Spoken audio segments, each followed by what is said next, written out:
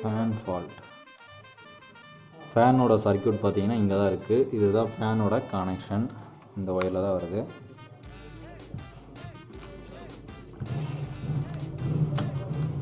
இதுக்கான டிரான்சிஸ்டர் இது தான். ஸோ இதோட நான் இது காட்டுறேன் பாருங்கள். இதோட டிரான்சிஸ்டர் நம்பர் பார்த்தீங்கன்னா 8050 இது தான். ஸோ இதோட சர்க்யூட் டயக்ராம் பார்த்தீங்கன்னா நம்ம எப்பவுமே வழக்கம் போல் பார்க்கறது என்னென்னா கண்டினியூட்டி போட்டு பின் ஏதாவது ஷார்ட் இருக்குதான்னு பார்ப்போம். ஸோ அதை வந்து நம்ம செக் பண்ணி பார்க்கலாம்.